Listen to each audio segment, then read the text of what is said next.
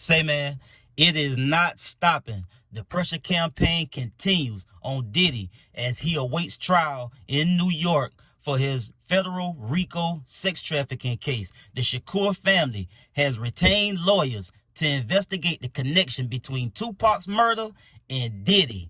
Longtime crime scene investigator Sheryl McCollum says the connection has always been there, but they not only need to investigate the Las Vegas shooting that took Tupac's life, but they need to go all the way back to 1994 when an attempt was made on Pac's life in Manhattan when he was leaving that recording studio. Let's get to the content. Welcome back to GuddaTV Live. We are following new developments in the case of the hip-hop mogul who is facing RICO charges in New York, Sean P. Diddy Combs.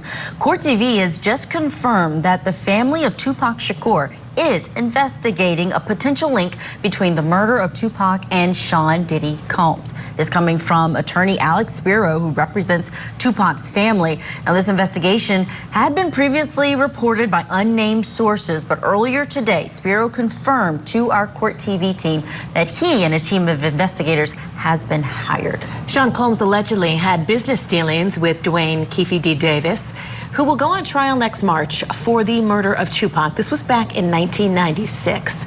Some have speculated that Diddy ordered Tupac's death. So we wanted to get your reaction to this story now that we're digging back into it.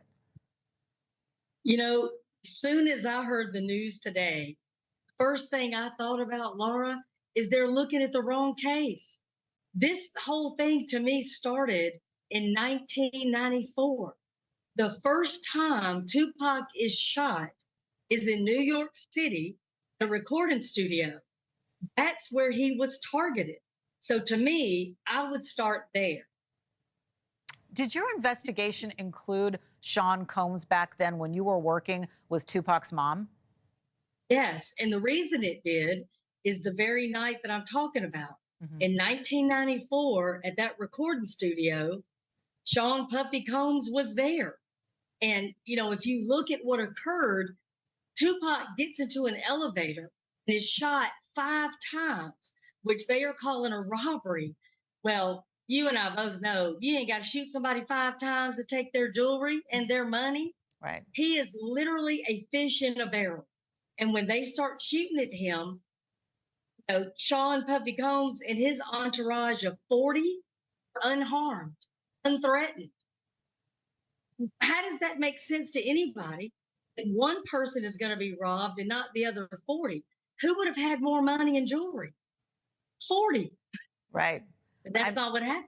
I mean, it's incredible, all this detail that people are talking about again now. How far did you get with your investigation? Because I know that you walked the crime scenes. What is the significance of the 2 crime scenes for you? Because you have this incredible perspective. Well, I've walked crime scenes with you. You know the importance. You and I have worked together. You cannot substitute going. These 2 scenes to me, biggest thing that sticks out is both times that Tupac Shakur is shot, he is trapped in something. He's trapped in an elevator, and then he's trapped in a car. There is literally nowhere to run. First time he's shot, it's 5 times. The next time it's 4. Both of those scenes, he's with people that he knows. He's surrounded by people that he knows. Both scenes, though, ironically, don't have video footage. So, you know, to me, this signifies somebody close to him knows his whereabouts on that day, that time, and that location. That, to me, shrinks your suspect pool pretty good. Only a handful of people would have known where he was on both of those days at that time. That's really interesting. You know, when we go back to that shooting in 1994, what do you think is the most important evidence from that shooting? You know, when I went to Vegas, I met with Frank Collada, a mafia hitman. And Frank told me, he said, if you're sitting at a table and you don't know who the mark is, you're the mark.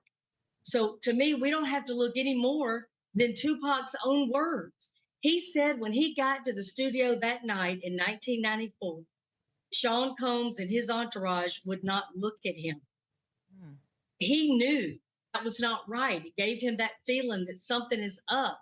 Well, when you won't look somebody in the eye because you know what maybe is coming down, that tells you right there. Later, Tupac himself said Diddy was the mastermind of that 1994 shooting. Wow. Wow. Wow. Why do you think this is happening right now? Why are we hearing more? Is it because Diddy's back in the news and these allegations are out there and now he's in jail or a detention center being held? Do you think that's why this is all happening now? Now people feel safe to come out? They feel safe. When he was denied bond the second time, look what happened with the women. We went from 11 victims to over 120. And I believe that number is going to quadruple. So now the family of Tupac feels safe. Bodyguard is not going to come after them. Another staff member or another person connected to him is not going to come after them. Everybody connected to Sean Puffy Combs right now is under a microscope. So the family is safe to come out and have these, both of these cases, in my opinion, looked at. What are you going to be looking for next in this story? This just broke today. Just real quick in closing, what are you looking for next? The connection of Keefe D, Orlando Anderson, and Sean Puffy Combs. Say, man, these folks want Diddy head on a goddamn platter. You hear me? These last couple of weeks been brutal for the guy, bro. Every single week, you got new attorneys coming out and saying that they representing all of these hundreds of victims that's bringing civil suits and all of these different things, bro. And then with this situation, with bringing back the whole Pac thing, I didn't see that coming and being a part of this case. But then again, maybe I did in the back of my mind, because Keefe D is about to get ready to go on trial for Tupac murder next year in March, I think. So, of course, Diddy name gonna get thrown around in that, just like it's getting thrown around in everything else. At this point, I don't know what all these folks gonna bring out. They throwing everything out but the kitchen sink, my boy. I'm talking about they trying to fillet this guy. So, hey man, we gonna see what happened, bro. This whole Shakur family retaining lawyers, trying to get to the bottom of what happened to Tupac. And if he get connected in that, he getting buried, bro. It's over with. It's over with. Even though it look meek for him now, and it already look like it's over with, putting a body on him definitely ain't gonna help the matter. It's only gonna make matters worse. So, hey man, God bless everybody in the situation, man. Rest in peace to Tupac for sure. And man, I'll catch y'all on the next one, bro. Y'all be smooth. I'm out.